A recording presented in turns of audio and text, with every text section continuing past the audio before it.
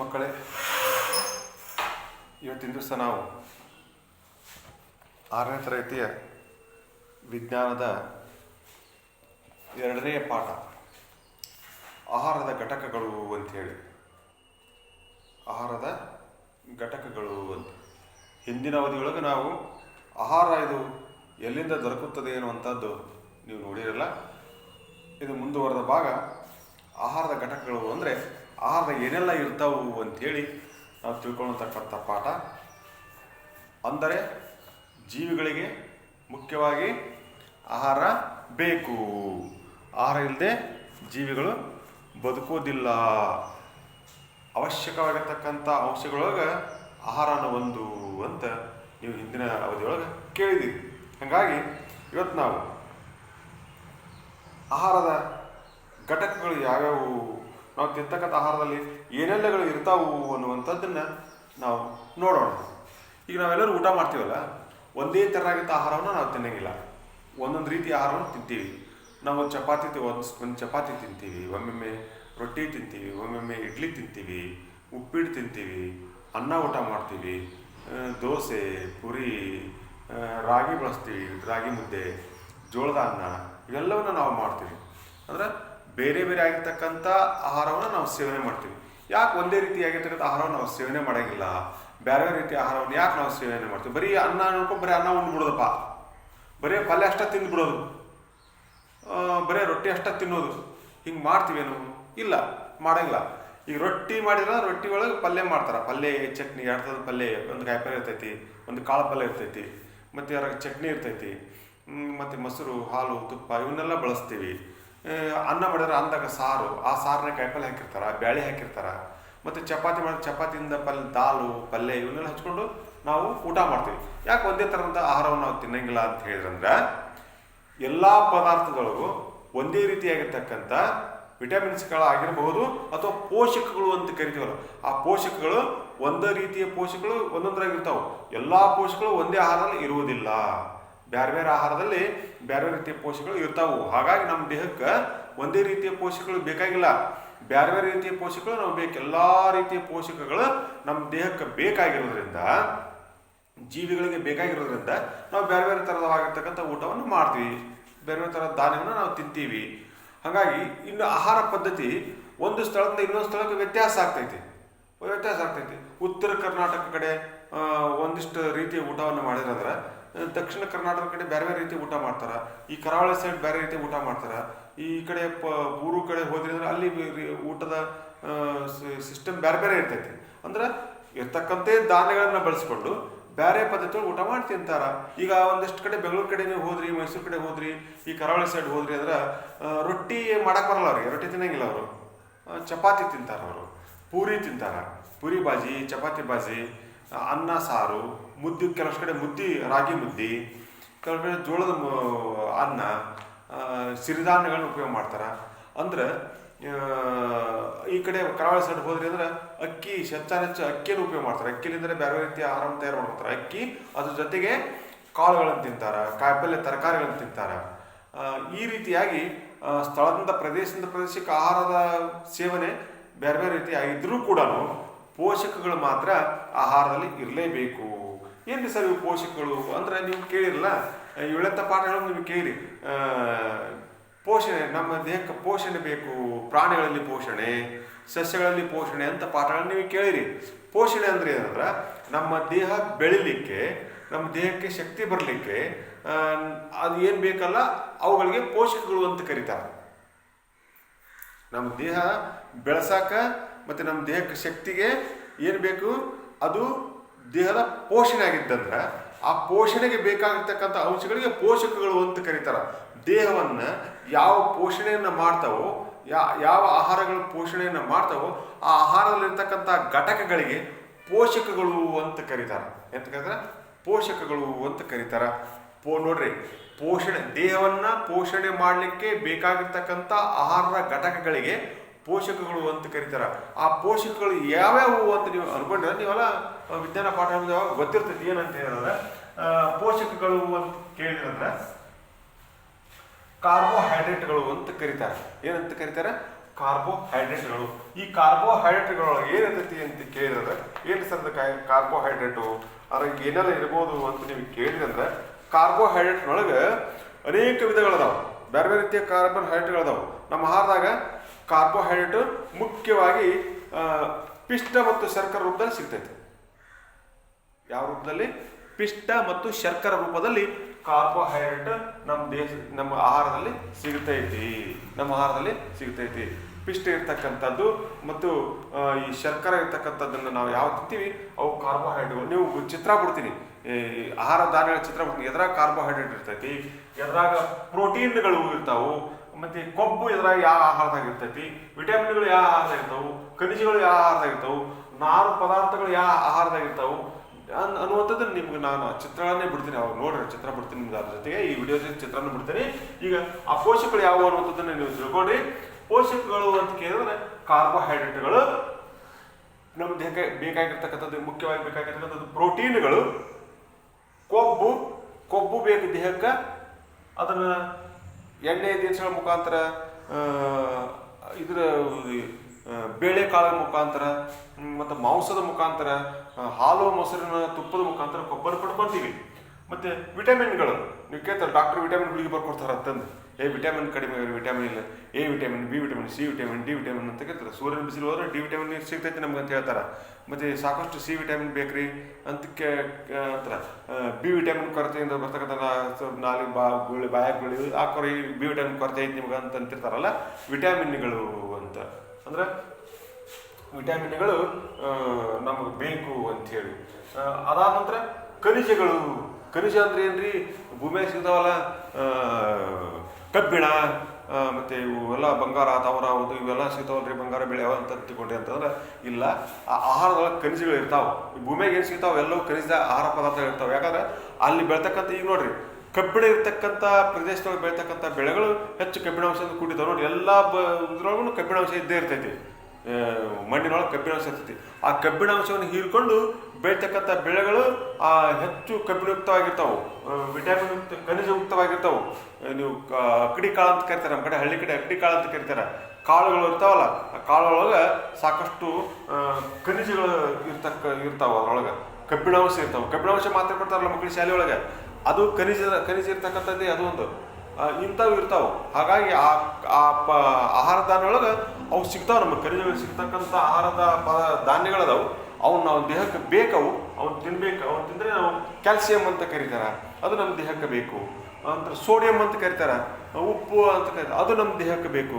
ಇವೆಲ್ಲವೂ ನಮ್ಮ ದೇಹಕ್ಕೆ ಆಹಾರ ಪದಾರ್ಥ ಇರ್ತಾವೆ, ಅವು ಬೇಕು, ಅವನ್ನ ನಾವು ತಿಂತೀವಿ. ಇನ್ನು ನಾರು ಪದಾರ್ಥಗಳು, ಇದು ಇಂಪಾರ್ಟೆಂಟ್.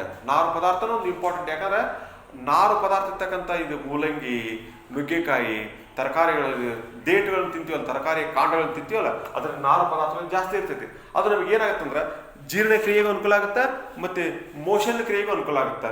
ಈ ತಿಂದಿರ್ತಕ್ಕಂಥ ಆಹಾರ ಸರಿಯಾಗಿ ಜೀರ್ಣವಾಗಿ ಗುದದ್ವಾರದ ಮೂಲಕ ಹೊರಗೆ ಹೋಗುತ್ತಲ್ಲ, ಆ ಕ್ರಿಯೆಗೂ ಇದು ನಾರಾಂಶಗಳು ಬಹಳ ಮುಖ್ಯವಾಗಿ ಬೇಕಾಗಿರ್ತಕ್ಕಂಥ ಒಂದು ಆಹಾರದಲ್ಲಿರ್ತಕ್ಕಂಥ ಒಂದು ಮುಖ್ಯವಾದ ಅಂಶ. ಇನ್ನು ನೀರಂತೂ ಆಹಾರದಾಗ ಇದ್ದೇ ಇರ್ತೈತಿ. ನೀರು ಬೇಕು, ನೀರಿನ ಅಂಶ ಇರ್ತಕ್ಕಂಥ ಆಹಾರವನ್ನು ತಿಂತೀವಿ ನಾವು. ಹಾಲು, ಮೊಸರು, ಬೆಣ್ಣೆ, ತುಪ್ಪ ಆಗಿರ್ಬೋದು. ಆನಂತರ ಸಾರು ಮಾಡ್ಕೊಂಡು ಸಾರು ತಿಂತೀವಿ. ಇನ್ನು ತರಕಾರಿ ಒಳಗೆ ನೀರಿನ ಅಂಶ ಸಾಕಷ್ಟು ಇದ್ದೇ ಇರ್ತೈತಿ. ನೀವು ಸೌತೆಕಾಯಿ ತಗೋರಿ, ನೀರಿನಂಶ ಇರ್ತೈತಿ. ಹಣ್ಣುಗಳೊಳಗೆ ನೀರಿನಂಶಗಳು ಇರ್ತಾವೆ. ಈ ನೀರಿನಂಶನೂ ಕೂಡ ಆಹಾರದ ಒಂದು ಘಟಕನೇ ಅದು. ಇದೆಲ್ಲವೂ ಆಹಾರದೊಳಗೆ ಇರ್ತಾವು ಅಂತ. ಆನಂತರ ಈ ವೈವಿಧ್ಯಮಯವಾಗಿರ್ತಕ್ಕಂಥ ಆಹಾರವನ್ನು ಸ್ವೀಕಾರ ಮಾಡಬೇಕಾಗಿತ್ತಂದ್ರೆ ಇವೆಲ್ಲ ಪೋಷಕಗಳು ಒಂದೇ ರೀತಿಯಾದ ಧಾನ್ಯಗಳಿಗೆ ಸಿಗುವುದಿಲ್ಲ. ಬರೀ ನಾವು ಚಪಾತಿ ತಿನ್ಕೊಂಡಿರೋಕ್ಕಾಗಲ್ಲ, ಬರೀ ಪುರಿ ತಿನ್ಕೊಂಡಿರೋಕ್ಕಾಗಲ್ಲ. ವೈವಿಧ್ಯಮಯವಾಗಿರ್ತಕ್ಕಂಥ ಆಹಾರವನ್ನು ನಾವು ಸೇವನೆ ಮಾಡ್ತೀವಿ. ಒಂದೊಂದು ಟೈಮ್ ಏನಪ್ಪ ಅನಿವಾರ್ಯ ಪರಿಸ್ಥಿತಿಯೊಳಗೆ ಬರೀ ಒಂದೇ ರೀತಿ ಆಹಾರವನ್ನು ತಿಂತೀವಿ. ಒಂದೇ ರೀತಿ ಆಹಾರ ತಿನ್ನೋದ್ರಿಂದ ದೇಹಕ್ಕೆ ಬೇಕಾದಂಥ ಅನೇಕ ಶಕ್ತಿಗಳು ಬರಂಗಿಲ್ಲ. ಹಾಗಾಗಿ ಬೇರೆ ಬೇರೆ ರೀತಿಯ ಆಹಾರ ಪದಾರ್ಥಗಳನ್ನ ನಾವು ತಿನ್ಬೇಕಾಗತ್ತೆ.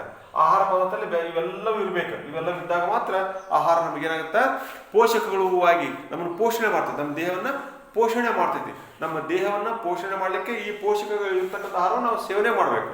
ಅಂದಾಗ ನಮ್ಮ ದೇಹ ಶಕ್ತಿಯುತವಾಗಿರ್ತೈತಿ, ಅನಂತರ ಸರಿಯಾದ ಕ್ರಮದಲ್ಲಿ ಬೆಳಿತೈತಿ ಅಂತ. ಹಾಗಾಗಿ ಈ ವಿವಿಧವಾಗಿರ್ತಕ್ಕಂಥ ಆಹಾರ ಪದಾರ್ಥದೊಳಗೆ ಪ್ರತಿಯೊಂದು ಅಡಿಗೆಯು ಪ್ರಾಣಿ ಮತ್ತು ಸಸ್ಯಗಳಿಂದ ನಮಗೆ ದೊರಿತೈತಿ. ನಾವು ಊಟ ಮಾಡತಕ್ಕಂಥ ಊಟ ಎಲ್ಲಿಂದ ದೊರಿತೈತಿ ಅಂದ್ರೆ ಪ್ರಾಣಿಗಳಿಂದ ದೊರಿತೈತಿ ಮತ್ತು ಸಸ್ಯಗಳಿಂದ ನಮಗೆ ದೊರಿತೈತಿ. ಹೆಚ್ಚಾನು ಸಿಗೋದು ಸಸ್ಯಗಳಿಂದಲೇ ನಮಗೇನು ಸಿಗ್ತೈತಿ, ಆಹಾರ ಸಿಗ್ತೈತಿ. ಒಂಥರ ಪ್ರಾಣಿಗಳಿಂದ ಮಾಂಸಗಳು ಸಿಗ್ತಾವು, ಮೀನು ಸಿಗ್ತೈತಿ, ಮತ್ತು ಹಾಲು ಮೊಸರು ಮೊಟ್ಟೆಗಳು ನಮಗೆ ಪ್ರಾಣಿಗಳಿಂದಲೇ ಸಿಗ್ತೈತಿ. ನೋಡ್ರಿ, ಪ್ರಾಣಿಜನ್ಯ ಆಹಾರಗಳು ಮೀನುಗಳಾಗಿರ್ಬೋದು, ಮೊಟ್ಟೆಗಳಾಗಿರ್ಬೋದು, ಹಾಲು, ತುಪ್ಪ, ಬೆಣ್ಣೆ, ಮೊಸರು ಇವೆಲ್ಲವೂ ಪ್ರಾಣಿಜನ್ಯ ಆಹಾರಗಳು.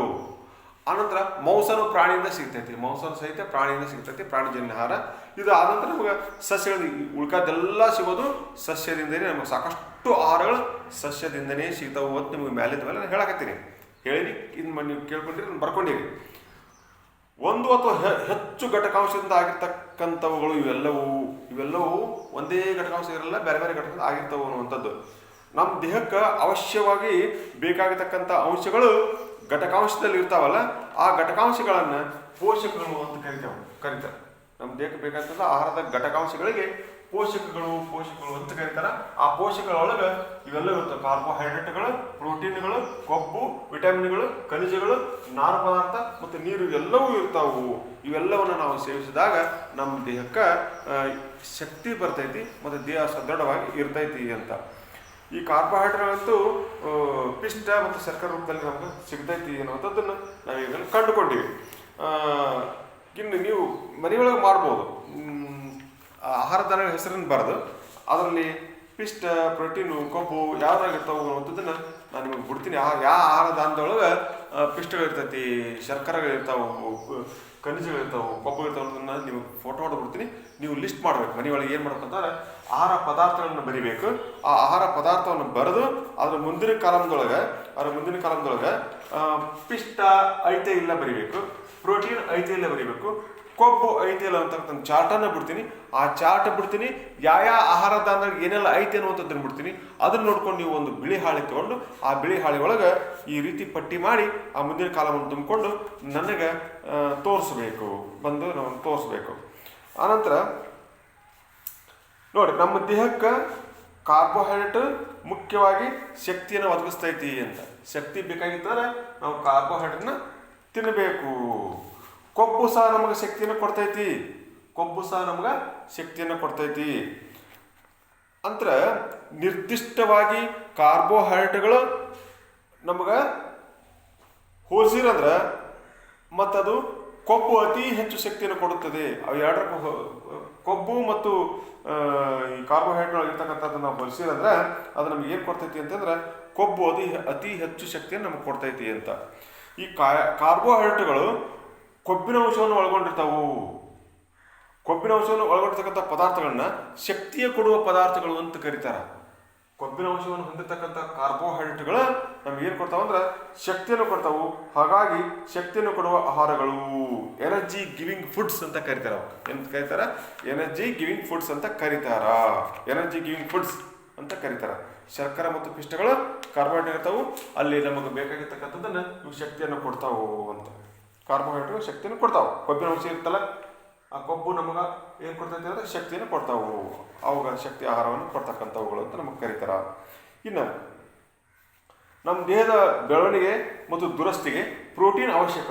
ಈ ಪ್ರೋಟೀನ್ ಐತಲ್ಲ, ನಮ್ಮ ದೇಹದ ದುರಸ್ತಿ ಸರಿ ಮಾಡೋದು. ದೇಹ ಕೆಟ್ಟತ್ತಪ್ಪ, ಆರಾಮಿಲ್ಲ ನೋಡ್ರಿ, ಯಾಕೆ ಮಕ್ಕೊಂಬಿಟ್ಟಿನಿ 2 ವರ್ಷ ಆಯ್ತು ಅಂತ ಅಂತೀವಿ, ಸುಸ್ತಾಗೈತೆ ಅಂತೀವಿ ಅಂದ್ರೆ ನಮ್ಮ ದೇಹ ಕೆಟ್ಟೈತೆ ಅಂತ ಅರ್ಥ. ಕೆಟ್ಟದ್ದನ್ನು ಸರಿ ಮಾಡ್ಬೇಕಲ್ಲ, ದುರಸ್ತಿ ಮಾಡ್ಬೇಕಲ್ಲ. ಆ ದುರಸ್ತಿ ಮಾಡೋಕೆ ಈ ಪ್ರೋಟೀನ್ಗಳು ಬೇಕು. ಮತ್ತು ಇದ್ರ ನಮ್ಮ ದೇಹದ ಬೆಳವಣಿಗೆ, ಈಗ ಮಕ್ಕಳು ಬೆಳಿತಾವಲ್ಲ, ಆ ಮಕ್ಕಳ ಬೆಳವಣಿಗೆ ಏನು ಬೇಕು? ಪ್ರೋಟೀನ್ಗಳು ಬೇಕು. ಡಾಕ್ಟರ್ ಬರೀತಾರೆ ನೋಡ್ರಿ, ಪ್ರೋಟೀನ್ ಇರ್ತಕ್ಕಂಥ ಟಾನಿಕ್ಗಳನ್ನು ಬರೀತಾರ ಮಕ್ಕಳಿಗೆ. ನಂತರ ಹಾಲಿನ ಪೌಡರ್ಗಳನ್ನು ಬರೀತಾರ.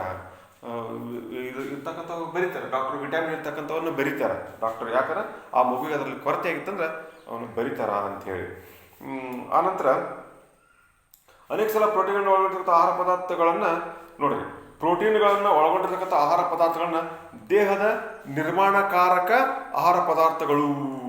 ದೇಹವನ್ನು ನಿರ್ಮಾಣ ಮಾಡ್ತಕ್ಕಂಥ ಆಹಾರ ಪದಾರ್ಥಗಳಿಗೆ ಪ್ರೋಟೀನ್ ಕಾರಕ ಆಹಾರ ಪದಾರ್ಥಗಳು ಅಂತ ಕರೀತಾರೆ. ಅವಕ್ಕೆ ಬಾಡಿ ಬಿಲ್ಡರ್ ಫುಡ್ಸ್ ಅಂತ ಕರೀತಾರೆ. Body building foods. ದೇಹ ನಿರ್ಮಾಣ ಮಾಡ್ತಕ್ಕಂಥ ಆಹಾರಗಳಿಗೆ ಬಾಡಿ ಬಿಲ್ಡಿಂಗ್ ಫುಡ್ಸ್ ಅಂತ ಕರೀತಾರೆ. ಅವು ಹೆಚ್ಚಾನ ಹೆಚ್ಚು ಪ್ರೋಟೀನ್ಗಳಿಂದ ನಮ್ಗೆ ದೊರಿತೇವು ಅಂತ ನೋಡ್ರಿ. ಈಗ ನಿಮ್ಗೆ ನಾನು ಹೇಳ್ತೀನಿ, ಒಂದೊಂದು ನೋಡ್ಕೊರಿ. ಏನಂದ್ರೆ ಕಾರ್ಬೋಹೈಡ್ರೇಟ್ಗಳು ಇರ್ತಕ್ಕಂಥ ಆಹಾರಗಳು ಯಾವ್ಯಾವು ಅಂತ.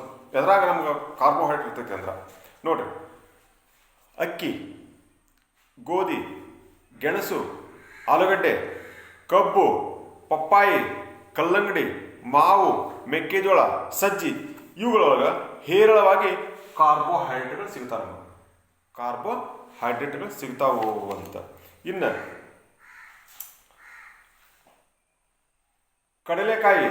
ಕಡಲೆಕಾಯಿ ಬೀಜ, ಗೋಡಂಬಿ, ಬಾದಾಮಿ, ಎಳ್ಳು, ಇದ್ರಾಗೂ ಸಹಿತ ನಮ್ಗೆ ಏನು ಸಿಗ್ತಾವು? ಕಾರ್ಬೋಹೈಡ್ರೇಟ್ ಸಿಗ್ತಾವು ಅಂತ. ಇನ್ನು ಕೊಬ್ಬು ಎದ್ರಾಗ ಸಿಗ್ತೈತ್ರಿ ಸರ್ ಅಂತ ಕೇಳಿದ್ರೆ ಮಾಂಸದಾಗ ಸಿಗ್ತೈತಿ. ತುಪ್ಪ, ಮೀನು, ಮೊಟ್ಟೆ, ಹಾಲು, ಬೆಣ್ಣೆ ಮತ್ತು ಎಣ್ಣೆ ಪದಾರ್ಥಗಳು ಇದ್ರೊಳಗೆ ಏನು ಸಿಗ್ತೈತೆ ಅಂದ್ರೆ ನಮ್ಗೆ ಹೆಚ್ಚು ಕೊಬ್ಬುಗಳು ಸಿಗ್ತೈತಿ. ಕೊಬ್ಬು ಇರ್ತಕ್ಕಂಥ ಪದಾರ್ಥಗಳು ಅವು ಆಗಿರ್ತಾವೆ. ಅಲ್ಲಿ ನಮ್ಗೆ ಬೇಕಾದಂಥ ಕೊಬ್ಬುಗಳು ಸಿಗ್ತಾವು ಅಂತ. ಇನ್ನು ಪ್ರೋಟೀನ್ ಎದ್ರಾಗ ಸಿಗ್ತೈತಿ ಅಂತ ಕೇಳಿದ್ವಿ ಅಂದ್ರೆ ನೋಡ್ರಿ, ಎದ್ರಾಗಂದ್ರೆ ಹೆಸರು ಕಾಳು, ತೊಗರಿ ಕಾಳು, ಬೀನ್ಸು, ಸೋಯಾಬೀನು, ಬಟಾಣಿ, ಕಡ್ಲಿಕಾಳು, ಈ ಕಾಳುಗಳೊಳಗೆ ನಾವು ಪ್ರೋಟೀನ್ಗಳು ಹೇರಳವಾಗಿ ಸಿಗ್ತಾವು. ಇದ್ರ ಜೊತೆಗೆ ಮಾಂಸದಲ್ಲಿಯೂ ಪ್ರೋಟೀನ್ ಇರ್ತದೆ. ನೋಡ್ರಿ, ಮಾಂಸದಲ್ಲಿ ಕೊಬ್ಬು ಇರ್ತಂತ ಆಗಲ್ಲ ಹೇಳೀನಿ. ಈಗ ಪ್ರೋಟೀನು ಇರುತ್ತೆ ಮಾಂಸದಲ್ಲಿ. ಹಾಲಿನಲ್ಲಿಯೂ ಪ್ರೋಟೀನ್ ಇರ್ತೈತಿ, ಮೊಟ್ಟೆ ಒಳಗೂ ಪ್ರೋಟೀನ್ ಇರ್ತೈತಿ, ಮೀನ್ದಾಗೂ ಪ್ರೋಟೀನ್ ಇರ್ತೈತಿ, ಪನ್ನೀರ್ ಒಳಗೂ ಪ್ರೋಟೀನ್ ಇರ್ತೈತಿ. ಇದ್ರಾಗ ಪ್ರೋಟೀನು ಇರ್ತೈತಿ ಮತ್ತು ಏನಿರ್ತೈತಿ, ಇದು ಕೊಬ್ಬು ಇರ್ತೈತಿ. ಇದ್ರೊಳಗೆ ಎರಡೂ ಇರ್ತಕ್ಕಂಥ ಪದಾರ್ಥಗಳಾಗಿರ್ತಾವು. ಹಾಗಾಗಿ ಅವುಗಳನ್ನ ನಾವು ತಿನ್ನೋದ್ರಿಂದ ನಮ್ಮ ದೇಹಕ್ಕೆ ಸಾಕಷ್ಟು ಶಕ್ತಿಗಳು ಬರ್ತಾವು ಅಂತ. ಇನ್ನು ಕೆಲವಷ್ಟು ವಿಟಮಿನ್ಸ್ ಇರ್ತಕ್ಕಂಥ ಪದಾರ್ಥಗಳು. ಎ ವಿಟಮಿನ್ ಪಪ್ಪಾಯಿ ಒಳಗೆ, ಹಾಲು, ಮೀನಿನ ಎಣ್ಣೆ, ಮಾವು, ಕ್ಯಾರೆಟ್ ಇದ್ರಾಗ ಎ ವಿಟಮಿನ್ ಇರ್ತಕ್ಕಂಥ ಪದಾರ್ಥಗಳಾಗಿರ್ತಾವೆ. ಇದ್ರಾಗ ಎ ವಿಟಮಿನ್ ಸಿಗ್ತೈತೆ. ಆದರೆ ಬಿ ವಿಟಮಿನ್ನು ಗೋಧಿ, ಅಕ್ಕಿ, ಯಕೃತ್ ಇದ್ರೊಳಗೆ ಬಿ ವಿಟಮಿನ್ ಇರ್ತಕ್ಕಂಥ ಪದಾರ್ಥಗಳು ಆಗಿರ್ತಾವೆ. ಅದ್ರಾಗ ಬಿ ವಿಟಮಿನ್ ನಮ್ಗೆ ಸಿಗ್ತೈತಿ. ಇನ್ನು ಸಿ ವಿಟಮಿನ್ ಯಾವಾಗ ಸಿಗ್ತೈತಿ ಅಂತ ಕೇಳಿದ್ರೆ ಅಂದ್ರೆ ಕಿತ್ತಳೆ ಹಣ್ಣು, ಸೀಬೆಕಾಯಿ, ಹಸಿಮೆಣಸಿನಕಾಯಿ, ನಿಂಬೆಹಣ್ಣು, ನೆಲ್ಲಿಕಾಯಿ, ಟೊಮೆಟೊ ಇದ್ರಾಗ ಸಿ ವಿಟಮಿನ್ ಹೇರಳವಾಗಿ ಸಿಗ್ತೈತಿ. ಅದನ್ನು ನಾವು ಉಪಯೋಗ ಮಾಡಿಕೊಂಡು ಆ ಆಹಾರದಿಂದ ನಮಗೆ ವಿಟಮಿನ್ಸ್ಗಳು ಸಿಗ್ತಾವು ಅಂತ. ಇನ್ನು